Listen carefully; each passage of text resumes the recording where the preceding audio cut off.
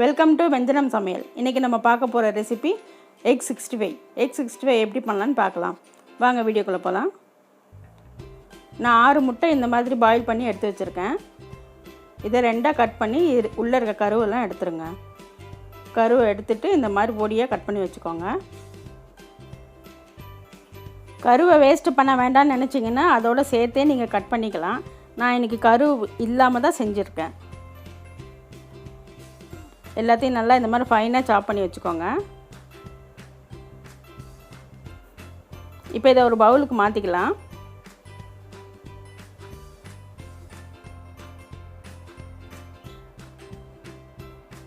இதில் 3 ஸ்பூன் கடலை மாவு சேர்த்துக்கலாம்.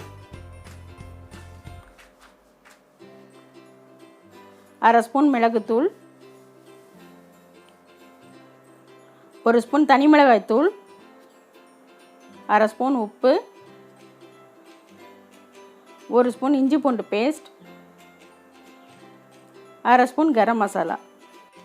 இதை எல்லாத்தையும் பைண்ட் பண்ணுறதுக்காக ஒரு முட்டையை உடைச்சி இதில் நல்லா அடித்து சேர்த்துக்கோங்க.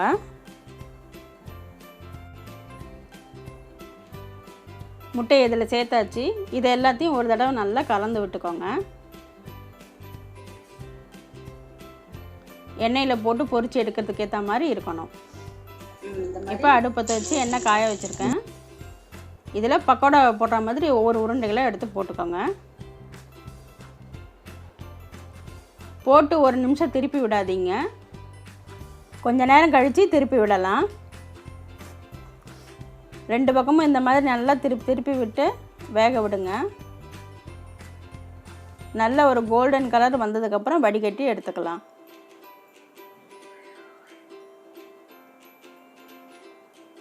இதே மாதிரி மீதி இருக்கிறதையும் சேர்த்து பொரித்து எடுத்துருங்க. இப்போ நம்ம பொரித்து எடுத்துருக்கோம் இல்லையா, இந்த ஸ்டேஜ்லேயே இதை ஒரு ஈவினிங் ஸ்நாக்காவோ இல்லை சைட் டிஷ்ஷாவோ எடுத்துக்கலாங்க. இதுவே ரொம்ப சூப்பராக இருக்கும். இதை இன்னும் டேஸ்ட் அதிகமாக்கிறதுக்காக இன்னும் சில பொருட்கள்லாம் ஆட் பண்ண போகிறேன். திரும்பவும் கடாய் அடுப்பில் வச்சுக்கோங்க. பொரித்த இந்த எண்ணெயை கொஞ்சம் சேர்த்துக்கலாம். இதில் பொடியாக கட் பண்ணி வச்ச இஞ்சியும் பூண்டையும் இதில் சேர்த்துக்கலாம்.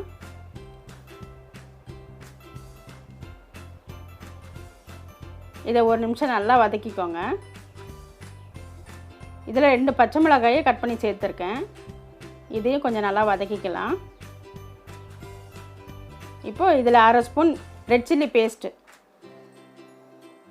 1 ஸ்பூன் டொமேட்டோ கெச்சப்பு, இது ரெண்டுத்தையும் சேர்த்து நல்லா கலந்து விட்டுக்கோங்க. ரொம்ப வதக்கணும்னு அவசியம் இல்லை, லைட்டாக வதக்கினா போதும்.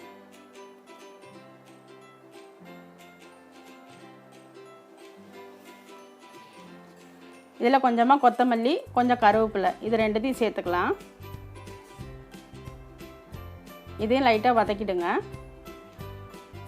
இதில் ஒரு 1/2 ஸ்பூன் சில்லி பவுட்ரு சேர்த்துருக்கேன். இதையும் கொஞ்சம் வதக்கிக்கோங்க.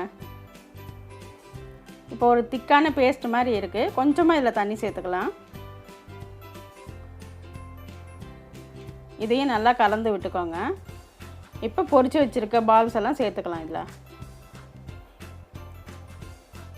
இதெல்லாம் இந்த முட்டையில் எல்லாத்தையும் நல்லா கோட் ஆகிற மாதிரி நல்லா கலந்துக்கோங்க. இது வரைக்கும் சிக்கன் 65 தான் செஞ்சு பார்த்துருப்பீங்க. முட்டையில் இந்த மாதிரி ஒரு வாட்டி செஞ்சு பாருங்கள், ரொம்ப பிடிக்கும்.